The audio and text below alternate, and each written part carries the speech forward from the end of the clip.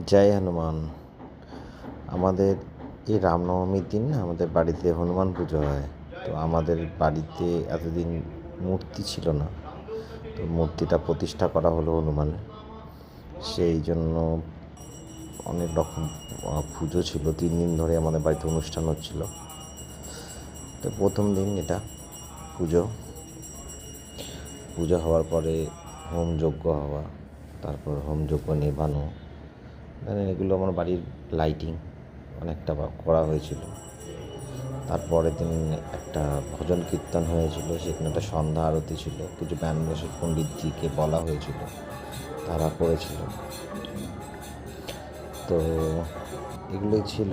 তার সাথে আমি কিছু শট নিয়েছি বাড়ির, ওটা নিতে পারিনি, অনেক বড় ভিডিও হচ্ছিল।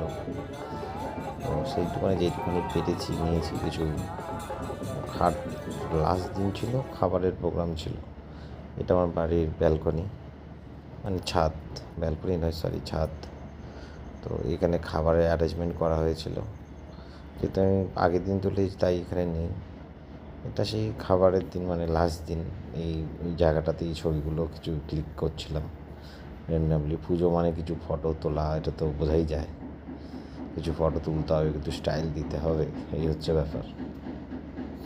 এই পুরোটাই ছিল আমাদের এখানে। আমার বাবার কিছু কাছের করা, বাবার সেল, বই, আর এই শিব ঠাকুর, স্বয়ং শিব।